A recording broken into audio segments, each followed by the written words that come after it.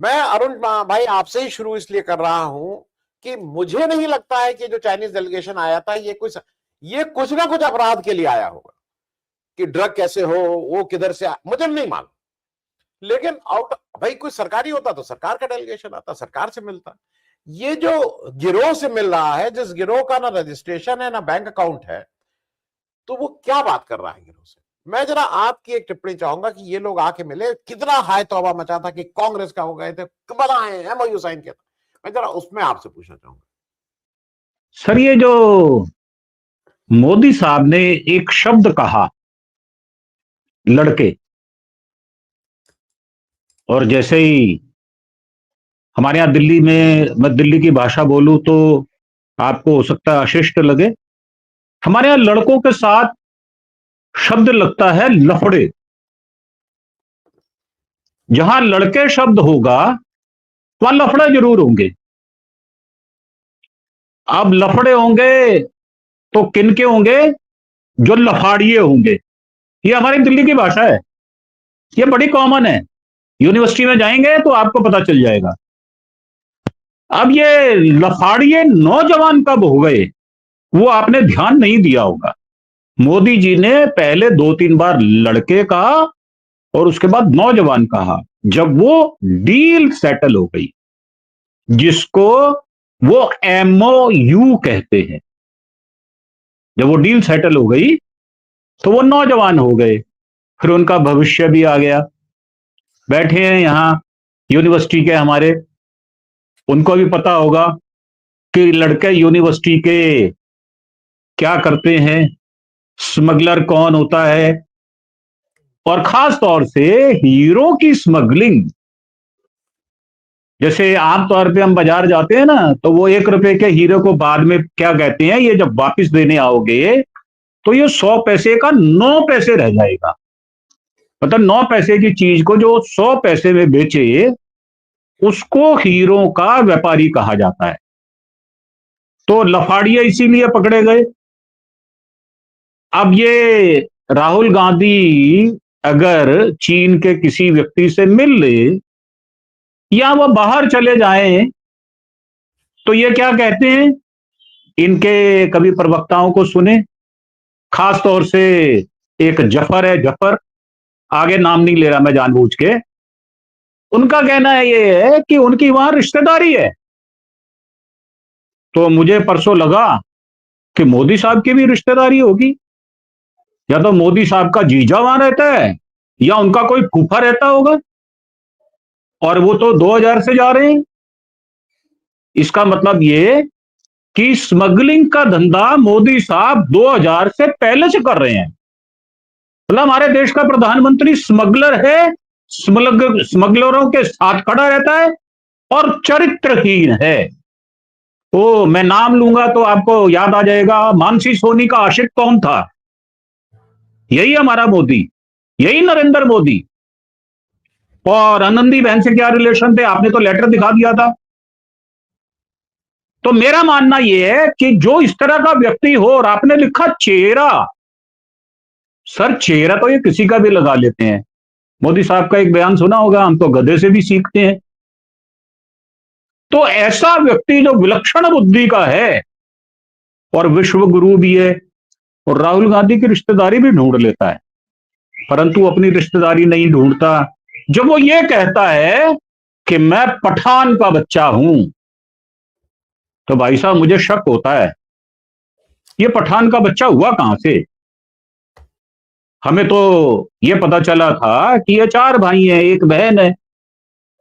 अब ये पठान का बच्चा है, मैं सच्चा हूं। और जब वहां जाते हैं, पिछली बार बंगाल गए थे तो क्या बन के गए थे। तो इनकी जहां तक बात है, और जो आपने अभी कहा केशव कुंज बनाया गया, जिसका कोई अकाउंट नहीं, जिसकी कहीं रजिस्ट्रेशन नहीं, और मिल कौन रहा है? Second in command Dattatreya. वो किस हैसियत से मिल रहे हैं? हमारे भागवत साहब जो जानवरों के डॉक्टर हैं, उनको किस हैसियत से Z+ दिया हुआ है? तो देखने वाली बात यह है कि देश को, मैंने आपके चैनल पर कई बार बोला, गट्टर में ले जाना, ये असली उद्देश्य है। नरेंद्र मोदी नाम का एक आदमी जो है, जो हिटलर का भी रिश्ते में पता नहीं क्या लगता है मुझे, तो जो मुसोलिनी का भी कुछ लगता है, क्योंकि वो जिस प्रदेश में जाता है, अभी तेलंगाना में उन्होंने कहा मेरा तो तमिलों से जन्म से पहले का रिश्ता है।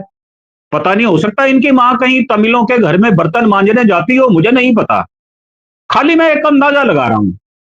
तो चीन को लाल आंखें क्यों नहीं दिखा पाए, वो आपने वीडियो दिखा दिया।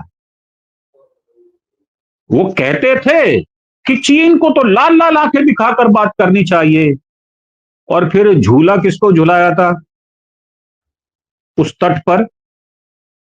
वो तो राहुल गांधी नहीं थे, वो तो राजीव गांधी नहीं थे। तो चाल, चरित्र, चेहरा, ये तीन अलग अलग शब्द हैं।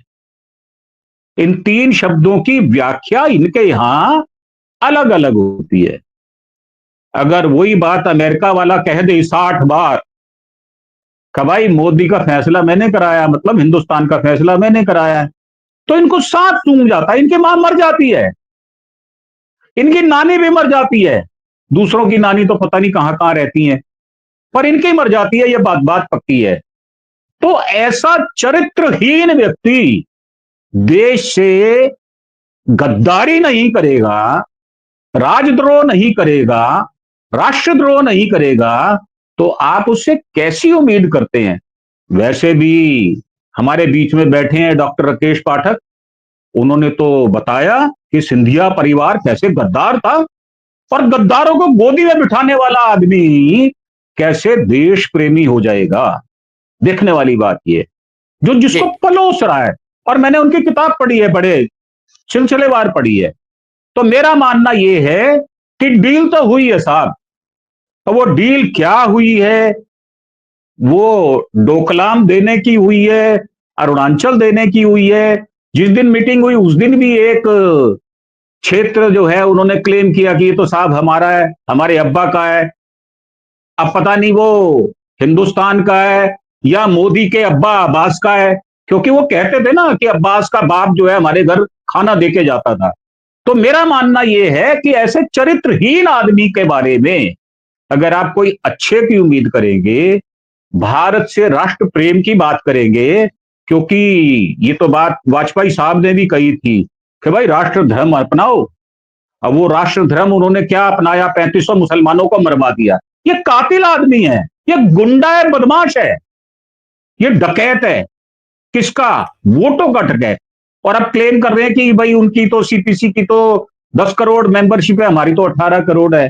तो ऐसे आदमी से किसी अच्छी बात की उम्मीद करना, आप गटर के और अंदर की बात करें तो मुझे समझ में आएगी, क्योंकि बीजेपी का पुराना नाता रहा है, मैं तो रहा हूं, उस कीचड़ से ही बाहर आया हुआ आदमी हूं, और मुझे पता है ये कितने गर्त में जा सकते हैं। इनको आपके जैसा, हमारे जैसा, हमारे पैनल पे बैठे हुए सम्मानित सदस्यों जैसा व्यक्ति ही टोक सकता है।